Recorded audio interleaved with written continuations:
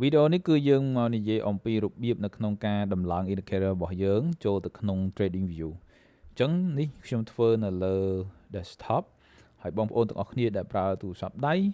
ក៏អាច follow តាមនឹងបានដែរពីព្រោះវាអត់មានកន្លែងដែលខុសគ្នាទេអញ្ចឹងបងប្អូនទាំងអស់គ្នាគ្រាន់តែហៅពាក្យទៅតាមអ្វីដែលជា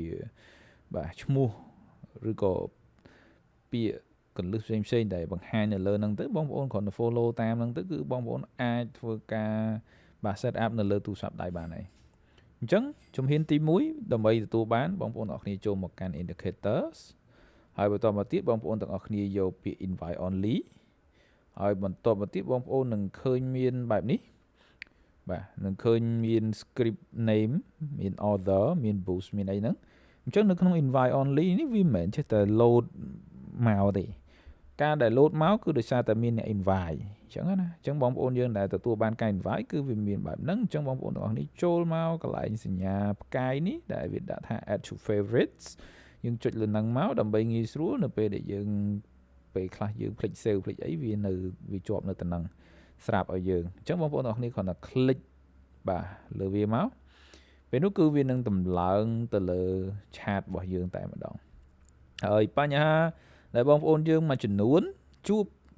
ដូចជានៅលើទូរស័ព្ទដៃ add ហើយវា load សញ្ញាឧទានអញ្ចឹងបញ្ហាហ្នឹងគឺងាយបងប្អូនគ្រាន់តែចុច save សិន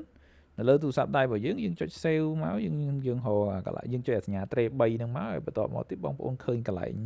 គេដាក់ថា save ហ្នឹងចុច save សិនមកហើយបន្តមក clear app ហ្នឹងចេញទៅហើយបន្តមកទៀតបើកម្ដងទៀតមកវានឹងធ្វើការ load នៅ indicator របស់យើងធម្មតាឯងដោយសារតែនៅ system របស់ trading view វាអញ្ចឹងគឺវាតតែយើង save យើងអីហើយបន្តមកយើង clear app clear អីចេញទៅគឺអូខេហើយប៉ុន្តែនៅលើ desktop សួរថាចុះបើនៅលើ desktop អញ្ចឹងនៅលើ desktop ក៏ដូចគ្នាដែរយើង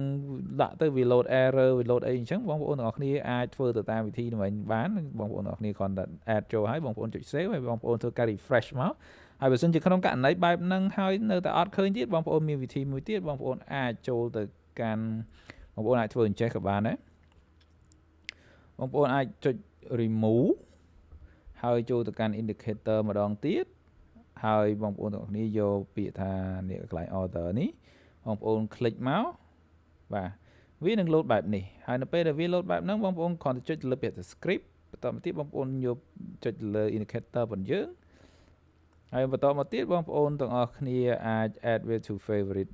អានេះវា add auto ហើយស្រាប់មិញហ្នឹងហើយបន្តមកទៀតបងប្អូនគ្រាន់តែចុចលើពាក្យថា use on chart ពេលនោះវានឹងទាញបងប្អូនទាំងអស់គ្នាចូលទៅកាន់បាទទំព័រថ្មីហើយគឺលែងមាន load error ហើយអញ្ចឹងនេះគឺជារបៀបនៅក្នុងការដែលយើងប្រើប្រាស់ indicator របស់យើងសំទោសរបៀបនៅក្នុងការតម្លើង indicator របស់យើងអញ្ចឹងតបមកអ្វីដែលបងប្អូនកុំភ្លេចណាគឺរឿង save នេះសំខាន់ណាធ្វើអីក៏ដោយដល់ពេលយើងអត់ save គឺត្រឡប់មកវិញគឺវាទៅធាតុដើមវិញដដែលអញ្ចឹងវានាំឲ្យយើងនឹងឆ្ងល់ចាំមិនខ្ញុំតម្លើងហើយមិនបាត់ឬក៏ setting ខ្ញុំ set ហើយមិនក៏ទៅដូចដើមវិញអីណាអីចឹងទៅអញ្ចឹងអាហ្នឹងគឺជាហេតុផលអញ្ចឹងណាអូខេអញ្ចឹងខ្ញុំ close អាមិញនឹងចោលសិនហ្នឹងអីដោយសារខ្ញុំ save អានេះហើយបន្តមកទៀតអ្វីដែលបងប្អូនត្រូវធ្វើបន្តហើយបងប្អូនដែល set up ចេះឆ្ងល់ថា indicator របស់បងចេញមកមាន cell បើខ្ញុំមិនកន្លែងហ្នឹងមិនចេញបាយចេញអីណានៃវិញចឹងអីទៅអញ្ចឹងបងប្អូនទាំងអស់គ្នាកុំឆ្ងល់ដោយសារតែបងប្អូនទាំងអស់គ្នា set up ខុស broker អញ្ចឹងបងប្អូនយើងត្រូវតម្លើងនៅលើទូរស័ព្ទក៏ដោយអីក៏ដោយបងប្អូនទាំងអស់គ្នាត្រូវតែជ្រើសរើសយកនៅ broker មួយឈ្មោះថា Pepperstone នេះបងប្អូនចុចលើ broker បាទចុចលើ broker មកបាទចុចលើសញ្ញា gold spot ហ្នឹងមកបន្តមកទៀតបងប្អូន